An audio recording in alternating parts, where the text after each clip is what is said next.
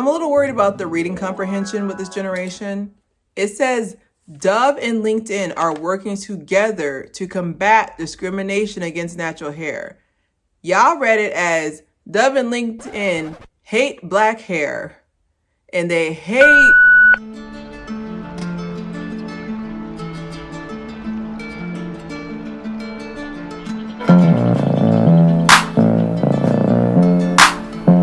All right, welcome to another episode of Claire Haire. So we're going to be discussing the viral post that you guys made viral because you're illiterate. We're going to be discussing that today, and I'm going to do my reaction to it as well as some clarification real quick, okay? First things first, how are they doing this? So with LinkedIn and Dove, they're going to basically be providing information through LinkedIn. They're going to have like a couple of webinars about what's appropriate and what's appropriate and what's not appropriate. They're not talking about hairstyle. They're talking about like behavior. Like there's so much built on appearance. You know, we don't even have to talk about the halo effect today, but there's so much that's built on appearance.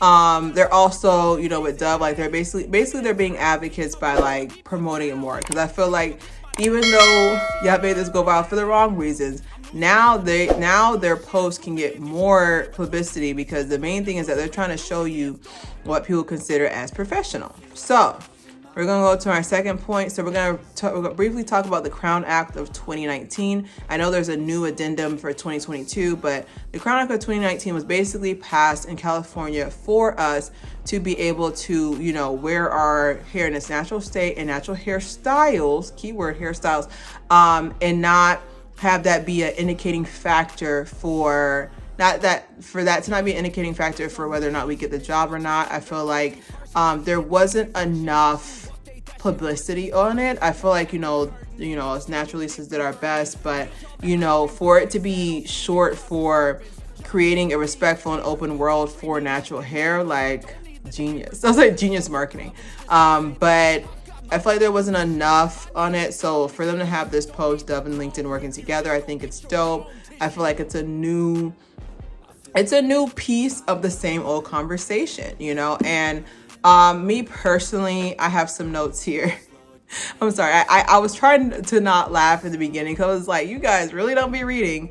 Reading is fundamental. My initial reaction was, is this pandering for Black History Month? And I feel like in a way they used it to their benefit, but that doesn't mean that it was pandering. Like, for example, like National Tall Girl Day is, I was like National Tall Girl Day is in June, I believe. And if they're just like, hey, we're gonna bring out these new pants that have a higher inseam than 34 inches. Like, it's kind of like it was a coincidence, but they use it to their advantage, you know, because pandering would be like, oh my God, you know, no company accepts this, or no company does this. Like, that would be pandering. To me, the definition of pandering keeps getting diluted, kind of like what being a narcissist gets diluted, because everybody keeps using it. So it kind of loses the initial meaning and impact of it. So a lot of people feel like they can just use it for anything, and then it just loses value for the word. I feel like I like the Crown Act. Okay, I'm gonna try to make sure I choose my words carefully. If not, what y'all gonna do? I like the Crown Act. I feel like I feel like it's one of those things where it's just like, I love it. You know, I love the fact that we have it, but you can pass as many laws as you want, but unless you're going into somebody's house, going into somebody's brain, and changing their neural pathways, you're not going to be able to really make the impact you want to make. You know, I really feel like there is this notion that you think, okay, if there's a law that can stop. I mean, technically, there's a speeding law. You know, you're not supposed to speed more than, it depends what part of Florida you at, but you're not supposed to be driving a certain amount of miles per hour over the speed limit. But at the end of the day, everybody's still speeding, or there wouldn't be speeding tickets, you know? So at the end of the day, we can sit there and go back and forth with people saying, hey, I feel like natural hair, I feel like you shouldn't comment on someone's natural hair. And, you know, I'll go into my next piece is my personal opinion of when I go into an interview. So I have this rule where I do not have straight hair when I go into an interview. I purposely do it. Like if I know I'm about to have an interview and I have a straight extensions in, I take them out. I don't care how much money it costs. I take them out. Well, I don't spend money on extensions anyways, but I take them out. I take them out because of the fact that I don't want there to be any confusion. Okay. You saw it was melanin on the paper. When I selected the certain specific demographic, you saw there was melanin on the paper. So you're going to see melanin on the head too. Okay. Like, I feel like you're kind of inboxing yourself. And like I said, I'm not saying this, I'm just letting you know what it turns out to be, where you're kind of inboxing yourself where you're going to have to keep up this appearance. That's why when I go into an interview, I make sure I don't have no makeup on. I make sure my clothes are not too tight. I make sure my hair is natural and it's on point. Like, I just feel like there is no reason for you to do that. And, you know, whether or not you get a job from that, I'm not trying to, dilute the whole movement. But at the end of the day, would you really want to be at a company that doesn't accept your natural hair? And this is another thing too on how I style. Let's talk about style real quick. So when I go into an interview, one thing I can say is that my hair is either in a goddess braid, a flat twist, or it's in a sleek bun. But even the sleek bun, I make sure it has texture to it, so it's not too straight, so you know what time it is. Because my issue is that I want you to see me for everything. I have my glasses on during the interview. I want you to see me for who I am. I'm Claire, which I really feel like you should see my talent. But at the end of the day, we're visual creatures, okay?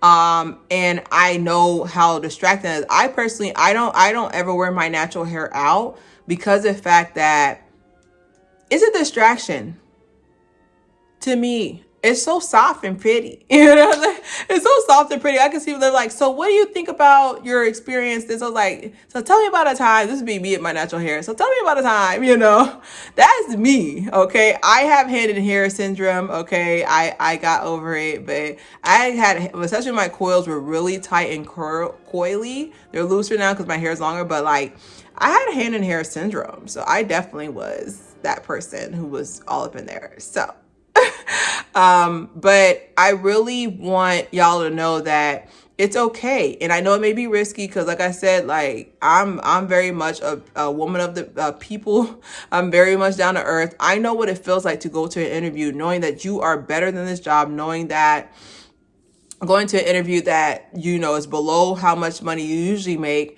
and you accept it because it's what you have to do. I will never fault somebody for putting food in their mouth in a house over their head. I will never fault somebody for putting food in their mouth and putting a roof over their head. Because at the end of the day, those bills, for some reason, going to you, they keep coming to you and they come to you monthly. Like, I don't judge anyone. You can tell me you were doing slinging I'm not going to judge you because at the end of the day, you have to pay for these bills. Unfortunately, the world does not work on good merit. It works on money. Money makes the world go around, not good merit. Okay? So sometimes you might have to accept a job that might not be, opportune for you. So that's why I said, like, when I go into an interview, I can tell you I've never worn straight hair to an interview ever. I'll let if you see me wearing straight hair into an interview, it's a joke. It's a joke.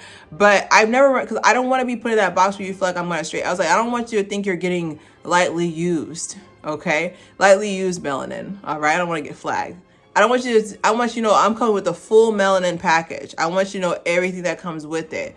And I feel like some people will say, oh, well, it's just hair. I was like, we wish it was just hair. Because I don't even think twice about it. When I switch my hair, the most I want to hear out of somebody's mouth is, oh, it's looking cute. Oh, it's cute. Or, oh, wow. How long? That's the only thing I want to hear. I don't want to hear like, oh, is that your, like, no, like those words are trigger words for me. Also fighting words for me. 305. But it's just, I feel like there is this movement that is moving, but do we really see progression? The fact that Like, it just sounds crazy that you would have to create a law to get genuine respect from somebody. Like, that is the craziest thing I've ever heard. Like, we had to literally, like, I want our kids and the next generation to look back and laugh at us, because we literally had to create a law for something that doesn't even make any sense. Like, my solution is like, how about we start doing this? How about we start judging people based on their talent? You know, like the great Dr. Martin Luther King said, you know, you want to be judged based on your character. Like, at the end of the day, I don't care if you have pink hair. I don't care if you have pink hair, tattooed body. Can you fix the general ledger? Like, can you do your job? If you can do your job, I don't care how you look like. You can be an alien for all I know. Like, you can be an alien for, can you help us? Like, I was like, are you good at Excel? I don't care if we got to speak Klingon. At the end of the day, if you are talented, you're talented. Like, to this day, like, I still don't understand why it's such a big deal, because to me, I feel like my hair changes with my moods. Like, maybe today I'm in a braid hairstyle. Maybe today I'm in a bun hairstyle. Like, I don't think of it like that. It's not a big deal. I don't really think twice about it. But for it to be the talk of the town every time I change, like I said, I'm a chameleon. I've made my peace with it. Okay, I made my peace with the fact that I am a chameleon, and I'm always going to keep changing. And I would just hope the world will one day catch up and change with us. And with Dove and LinkedIn doing this, I feel like it's a really good point of showing like what you guys think. I also noticed, to be noted as well, that in all the pictures, I noticed when I showed curly hair, I did not see an afro. Okay, we're gonna go back to that, because that's why I kind of felt like I had a melancholy feeling about it, because I was just like, I'm happy they did it, but I was also kind of like, I need to see short 4C hair on there. Thank you. We would appreciate if we saw short 4C hair on there, because that would have really showed, okay, so this is acceptable. All hair is acceptable, but it's just literally I thought the hardest thing was training people to have skills. The hardest thing is training people to unwind their brain. There's so much brainwashing that happen when it comes to how you perceive other people. I feel bad for them. I feel bad for people in general who think like that, because my thing is like, I don't even remember like when it started, but I was working at a previous job, and one of the customers saw one of the employees had like a sleeve on his arm, and she said that sleeve on his arm is very offensive. And after that, you had half the staff basically covering all their tattoos up because one person said that. I was like, literally, every one of my coworkers, it was so cute, but he cut one of his high socks and just put it on his arm. And I was just like, so basically everybody's looking like they're sponsored by Champs at the job. But one customer said that. She literally said, his tattoos offend me. And I'm just like, his tattoos? Like, you're not even, like, to me, I feel like if you can sit there and have time to analyze what I'm look like, you need to be able to read me back what I just said to you, because you're not going to sit here and tell me I told you about A, B, and C. Hey, your account is in the negative. We need to balance, blah, blah, blah. But you're pressed about if my tattoos are real. Like, I feel like it's just silly to me that these rules even exist, because to me, as if anything, I feel like when they see someone who has tattoos or they see somebody who has colored hair, like, they relax more around you, because they're just like, oh, okay, so this person's like me, if that makes any sense. Like, this person's allowed to express themselves because you know who you are. Like, now you got to basically be Hannah Montana and Miley Cyrus, you know? Okay, like, best of both worlds. Like, now you got to be both these people at work. You're 1% at work, and then when you're off of work, you can be somebody else. Like, that sucks that you can't just be yourself throughout. I feel like you work better when you're actually allowed to be yourself. But you guys let me know how you think about this. I really am going to start assigning reading assignments, because the reading level, it's not too high with a lot of you. Okay, you guys do not read what Dove and LinkedIn wanted to say. They're trying to help. All right, we're gonna start my first reading assignment. I need for you to watch Their Eyes. I need you to read Their Eyes Was Watching God, and do not watch the movie because it's not the same. But don't forget Don't forget to talk, right? Don't forget to subscribe, share. It's Claire here.